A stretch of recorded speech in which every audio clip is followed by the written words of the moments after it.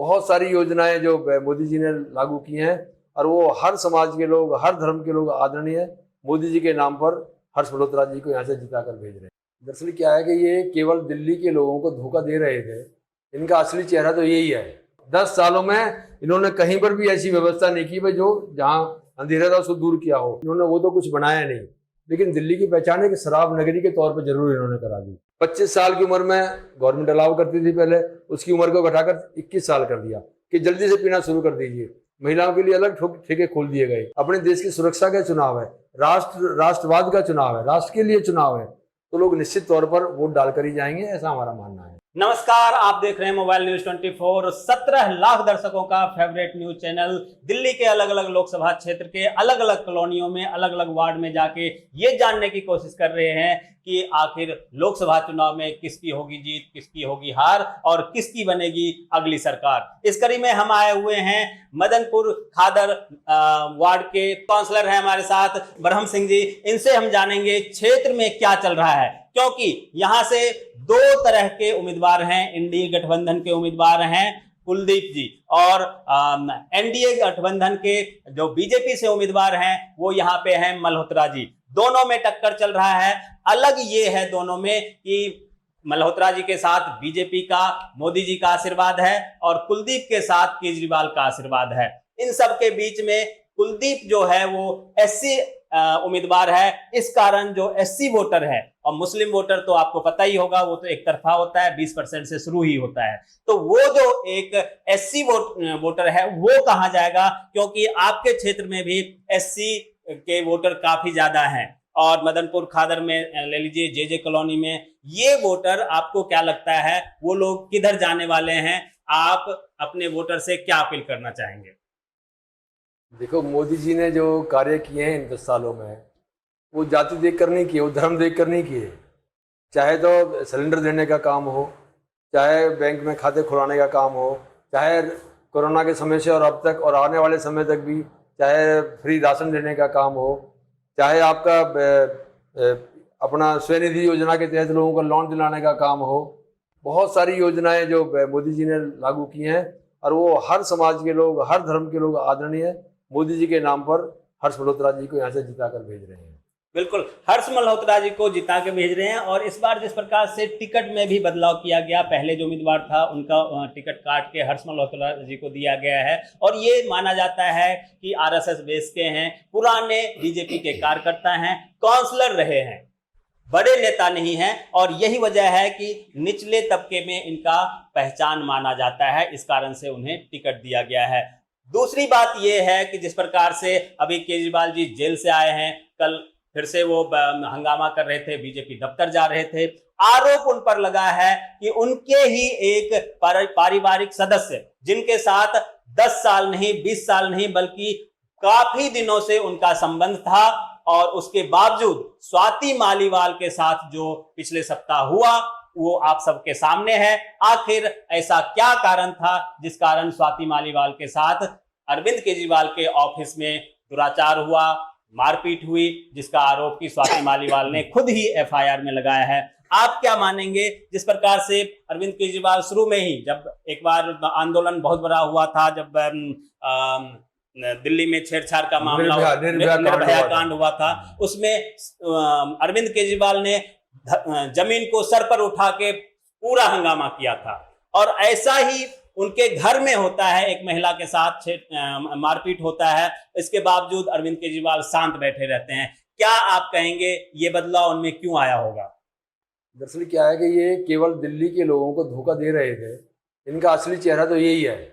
निर्भया जो कांड हुआ था उस टाइम पर उन्होंने बहुत जोर शोर से उठाया उसको, और उसका फायदा भी मिला। और एक जो कानून बना है, कानून में सभी शरीक थे, कानून बनाने में हर पार्टी वाले शरीक थे। इन्होंने हमेशा कहा कि दिल्ली में माताओं बहनों के बेटियों की सुरक्षा के लिए हमने एक पैनिक बटन लगाया है। पैनिक बटन फर्जी था, यहाँ बटन दबा दो, कहीं जुड़ा हुआ ही नहीं था, वो झूठ था आपका। इन्होंने कहा कि हम जहाँ स्पॉट, डार्क स्पॉट है दिल्ली के अंदर, जहां पर अंधेरा है, उनको हम दूर करेंगे। कहीं कोई दूर नहीं हुआ। 10 सालों में इन्होंने कहीं पर भी ऐसी व्यवस्था नहीं की भाई जो जहां अंधेरा था उसको दूर किया हो। इन्होंने बहन बेटियों के लिए सीसीटीवी के लिए ही बोला। आप देख लीजिए सीसीटीवी की हालत क्या है। जो लगे भी थे वो भी सब बंद पड़े हैं, कोई चलता ही नहीं है। और इनके अपने घर की ये हालत है, जो शीश महल है उसमें भी सीसीटीवी की तो उन्होंने खुद ही चोरी कर ली है एक तरह से। बिल्कुल, सीसीटीवी फुटेज गायब हो गया है, ये आरोप दरअसल पुलिस जो जांच के लिए गई थी उन्होंने कहा है, दिल्ली पुलिस ने कहा है कि जो मेन सीसीटीवी जो जिस हॉल में ये मारपीट हुई उस हॉल में जो सीसीटीवी लगा हुआ था उस सीसीटीवी का फुटेज डिलीट कर दिया गया है। ऐसे कई आरोप लगे हैं, हालांकि ईडी का मामला पता होगा, शराब का मामला पता होगा, आरोप प्रत्यारोप चलते रहता है, लेकिन जो गरीब लोग हैं, खासतौर पे जो झुग्गी झोपड़ी की महिलाएं जो केजरीवाल के वोटर थे, वो इस बात से नाराज हो गए हैं कि उनके पति पहले एक बोतल पीते थे, जब एक पे एक फ्री हुआ तो 2 बोतल पी के मार पिटाई महिलाओं के साथ और ज्यादा करते थे। इस कारण से उनके खिलाफ महिलाएं भी हो गई है। ये जो महिला वोटर झुग्गी झोपड़ी के वोटर हैं वो भी उनसे नाराज है। आपके क्षेत्र में जे कॉलोनी आता है, जे कॉलोनी के वोटरों में खासतौर पे वहां पे देखा जाता है कि शराब ज्यादा लोग पीते हैं, शाम में हंगामा होता है और कोई नहीं, आस पड़ोस वाले नहीं तो अपने बीवी बच्चों को ही मारना लोग शुरू कर देते हैं। आपको क्या लगता है जो ये 2 साल पहले इन्होंने एक पे एक शराब फ्री किया था उसका दुर्व्यवहार महिलाओं पे पड़ा होगा, महिलाएं केजरीवाल से नाराज चल रही हैं? बिल्कुल सच्चाई है कि दिल्ली की एक पहचान जो है, जो ये बोला जाता था कि भाई हम फ्रांस की तरह बनाएंगे, लंदन की तरह दिल्ली को बनाएंगे, इन्होंने वो तो कुछ बनाया नहीं। लेकिन दिल्ली की पहचान है कि शराब नगरी के तौर पर जरूर इन्होंने करा दी। पूरे देश में शराब नगरी के तौर पर दिल्ली की पहचान हुई। अगर कोई उत्तर प्रदेश जा रहा है, नोएडा जा रहा है, तो वो मेट्रो में पेटी के साथ पेटी फ्री लेकर जा रहा है। कोई फरीदाबाद जा रहा है तो वो बोतल के साथ बोतल फ्री लेकर जा रहा है। दिल्ली को शराब की नगरी इन्होंने बनाया। 25 साल की उम्र में गवर्नमेंट अलाउ करती थी पहले, उसकी उम्र को घटाकर 21 साल कर दिया कि जल्दी से पीना शुरू कर दीजिए। महिलाओं के लिए अलग ठेके खोल दिए गए और जिस तरह का कोई कानून इन्होंने लागू किया नहीं, जहां मन किया वहां पर इन्होंने ठेका खोल दिया। तो वो बहुत दुखदाई वो समय था। वो तो अच्छा है कि भाई हमारी पार्टी ने भी संघर्ष किया और लोगों ने भी संघर्ष किया और उसको वापस लिया गया पॉलिसी को। इन्होंने बहुत बड़ा घोटाला उसमें किया। और जहाँ तक आप जे कॉलोनी की बात कर रहे हैं, या अभी आपने कहा कि भाई उस धर्म का है, ये है, उस जाति से है, मेरे को याद आ रहा है संतोष कोहली एक इनकी नेता थी, सीमापुरी से वो MLA बनी थी 2013 में वो, और बहुत संघर्षशील वो महिला थी, वाल्मीकि समाज से वो महिला थी, और वो दुर्घटनावश वो मारी गई। अगर आपको जानकारी हो, सीमापुरी जो गाजियाबाद के बॉर्डर पर लगती है और इनका निवास स्थान उस टाइम पर मुख्यमंत्री जी का, केजरीवाल जी का, गाजियाबाद में था।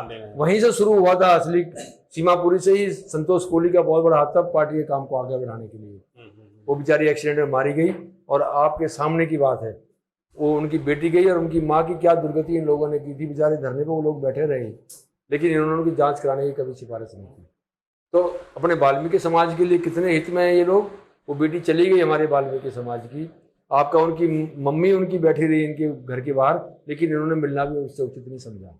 बिल्कुल, कथनी और करनी में जो फर्क है केजरीवाल का, यही कारण है कि एक के बाद एक उनके सहयोगी दूर होते चले गए। चाहे आप योगेंद्र यादव को ले लें, चाहे प्रशांत भूषण को ले लें, शशि भूषण को ले लें, चाहे कुमार विश्वास जैसे लोग को ले लें, कपिल मिश्रा जैसे लोग को ले लें, और अब स्वाति मालीवाल पर इस प्रकार का आरोप लग रहा है।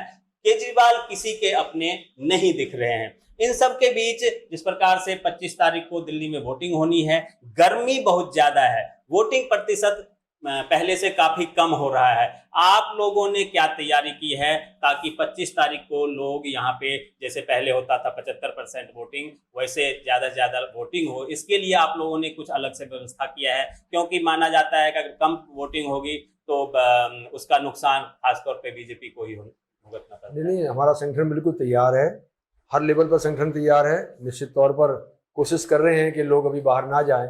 अपील भी हम लोग भी जाकर कर रहे हैं, बैठकों में भी कर रहे हैं, पदयात्राओं में भी कर रहे हैं कि भाई अगर किसी को बाहर की बुकिंग है तो आप 25 तारीख के बाद अपनी करा लीजिए। और लोग मान भी रहे हैं, क्योंकि चुनाव मोदी जी का चुनाव है, अपने देश के भविष्य का चुनाव है, अपने देश की सुरक्षा का चुनाव है, राष्ट्रवाद का चुनाव है, राष्ट्र के लिए चुनाव है। तो लोग निश्चित तौर पर वोट डालकर ही जाएंगे, ऐसा हमारा मानना है। बिल्कुल, हमारा भी हर किसी से यही अपील रहता है कि ये लोकतंत्र का सबसे बड़ा त्यौहार है, इसमें मतदान जरूर करें, किसी भी पार्टी को करें, कांग्रेस पसंद हो, बीजेपी पसंद हो, कोई ना पसंद हो, नोटा पे करें, वोट जरूर करें। ज्यादा से ज्यादा वोट प्रतिशत अगर होगा तो आपके ऐसे उम्मीदवार चुन के जाएंगे जो आपके लिए, आपके क्षेत्र की समस्याओं को लोकसभा, जो लोकतंत्र का मंदिर है, वहां पर उठाएंगे और तभी आपके क्षेत्र की समस्याओं का समाधान होगा। आप तमाम दर्शकों का बहुत बहुत धन्यवाद। ब्रह्म जी, आपका भी बहुत बहुत धन्यवाद।